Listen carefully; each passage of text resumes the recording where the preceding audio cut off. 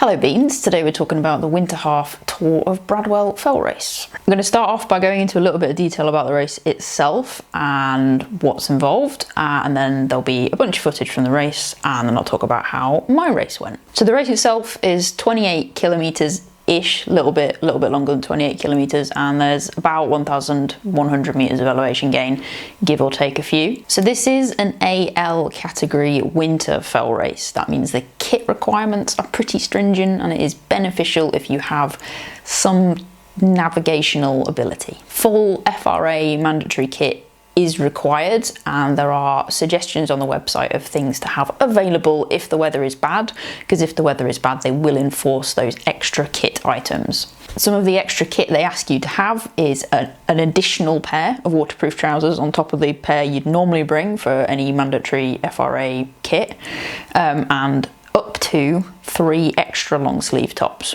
As it happened, we did not need any of those this year, but obviously I had them all ready to go because the weather was looking a bit hit and miss for a few days beforehand. Turned out the weather was really nice, really ideal conditions, so we didn't need any of the extra kit, but we did still have to take all the mandatory stuff. As ever, don't skimp on any of that. They do kit checks on the start line, and it's a bit naff if you go all that way to then not be able to race because you don't have all the kit in your bag. One other key point to note when preparing for this particular race is the first 500 meters ish are on private land. So if you're recceing it, do not go on the private land, go around it. People have been banned for recceing the section they're not supposed to go on.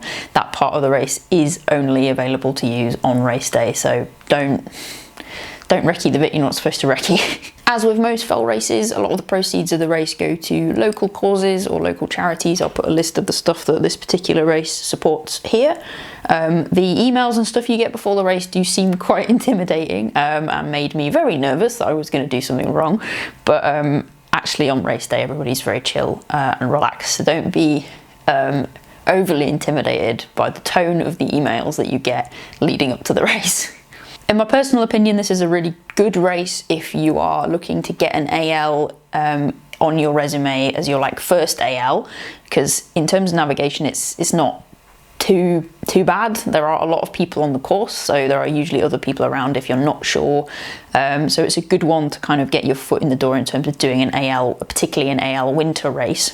The other reason it's a fairly good option for your first AL or a first winter AL is because it doesn't really stray that far from civilization at any point. You do go up onto bits of Win Hill, don't go up to the summit, but bits of Win Hill, Lewes Hill, and up Cave Dale, so there's quite a few challenging bits to it, but it's never that far away from villages or towns.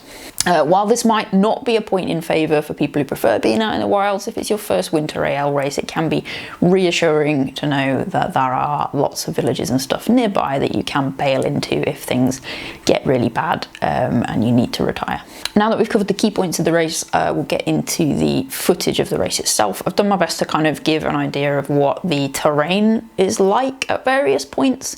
There are a few areas where I didn't really get any footage because I was too busy surviving, but I've done my best to just try and give you an idea of what the race itself is like on the whole. Okay, on with the video. Okay, we'll get the bit where I look like a knob talking to the camera out of the way now.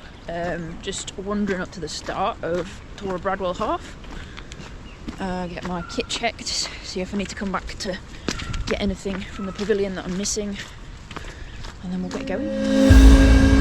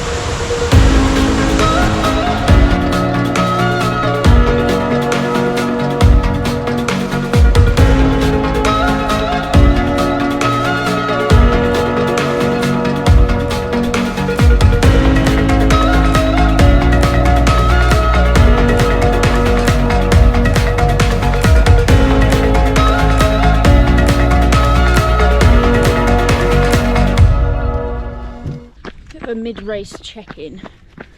We're approaching the halfway point, not there yet, but getting close to it.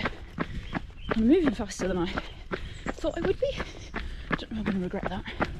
Okay, first wrong turn of the race. Not the only one to have got it though. So just backtracking a little bit. Is what it is. Just deal with it.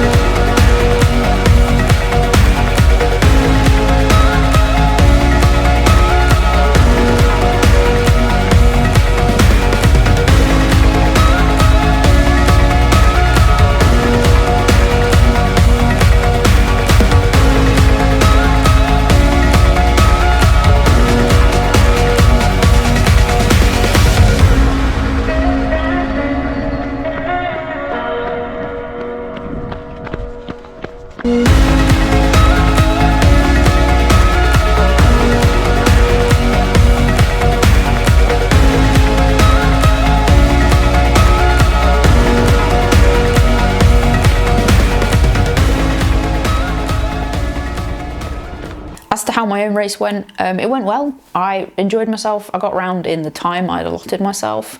My only goal was to get round in under 4 hours. And despite taking a wrong turn, giving me a total race distance of 29.5 kilometers, I still managed to get round in 3 hours and 47 minutes, which I'm pretty pleased with. So that would have been more like 3 hours 40 without the wrong turn. If you've been following the channel for a bit, you'll know that I'm training for a race called Saddleworth 10 Res, and that is my first goal race of the year. This race was basically my last big long effort before that one, so I didn't really need to go particularly hard. It was just a last training stimulus, test out my current nutrition plan for the race and see, just check everything was working all right, and just test myself a bit on some big hills and some big descents. As a kind of pre-goal race check-in, I think it went really well. I've identified a couple of things with my nutrition plan that I might need to tweak slightly, and in terms of just putting in a solid effort, not a proper race effort, it again went really well. So I feel like on race day, when I've not got really fatigued legs from already having done 13 weeks of training, I think I'll feel all right. So it was really good in terms of just like checking the boxes and making sure everything's okay and making sure I feel ready for the race in 3 weeks' time at the end of my taper. Okay, I'm going to stop rambling and let you get on with your day. Next video will be about how to donate blood as a long distance runner, and that will be up next Sunday. All right, have a good day and I'll catch you next time.